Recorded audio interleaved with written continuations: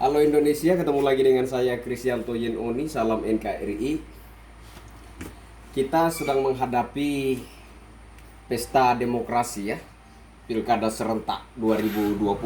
Nah, kali ini saya ingin menyampaikan sesuatu kepada saudara-saudara sebangsa dan setanah air. Video ini saya beri judul Politik Kardus ya. Buat saudara-saudaraku sebangsa dan setanah air, harapan saya dan himbauan dari saya secara pribadi, jangan sampai kita terjebak oleh politik kardus.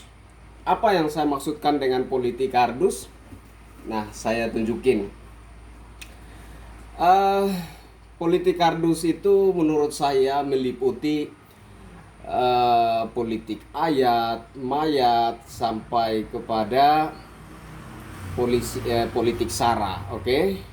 Suku, ras, agama, dan antar golongan. Nah, saya buat ilustrasi menggunakan kardus ini ya, sesuai dengan judul video ini, politik kardus. Ya. Jadi di kardus ini ada tulisan 12 speech, ya. Tulisannya di sini 12 speech. Kardus ini kalau saya simpan dengan baik, sampai tahun depan dia masih tetap awet, dan tulisannya di sini 12 speech. Kalau saya simpan dengan baik sampai tahun depannya lagi dan dia tersimpan dengan awet, 2 tahun kemudian pun dia masih di sini dia masih tertulis 12 speech. Ya. Bahkan kalau kardus ini saya simpan sampai seumur hidup saya rawat, saya simpan dengan baik sehingga kardus ini tersimpan dengan awet. Sampai saya mati pun, di kardus ini tetap akan tertulis 12 speech. Padahal isinya kosong. Itu yang saya maksudkan dengan politik kardus, ya. Ada banyak politikus yang suka sekali menggunakan politik kardus ketika menjelang masa-masa pilkada ya. Ketika menjelang masa-masa pilkada, pileg, dan lain sebagainya, ada banyak politikus yang suka sekali menggunakan politik kardus. Kepada saudara-saudaraku sebangsa dan setanah air, seluruh masyarakat Indonesia, harapan dan himbauan dari saya, jangan sampai kita terjebak oleh politik kardus.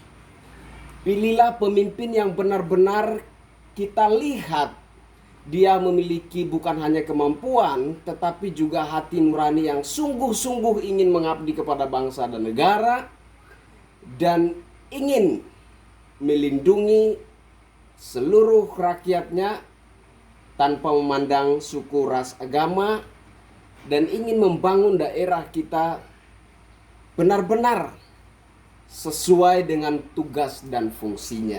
Nah, kira-kira kita memperhatikan calon-calon kepala daerah itu memiliki kriteria seperti itu, pilihlah itu. Jangan memilih pemimpin yang menjual politik kardus, politik ayat, politik mayat, politik suku, ras, agama, dan lain sebagainya. Jangan. Karena kita adalah satu negara kesatuan Republik Indonesia, Bhinneka Tunggal Ika. Meskipun berbeda suku, ras, dan agama, tapi kita satu Indonesia. Kan begitu. Nah, sekarang ini ada banyak sekali orang yang mencalonkan diri kemudian jadi kepala daerah. Ternyata dia bukan kepala daerah, ya. Ternyata dia bukan gubernur atau bupati untuk sebuah daerah, tapi dia menjadi gubernur dan bupati untuk masa kampanye. Ya, beda ya. Orang jadi gubernur dan bupati untuk suatu daerah itu beda dengan orang menjadi gubernur dan bupati untuk masa kampanye.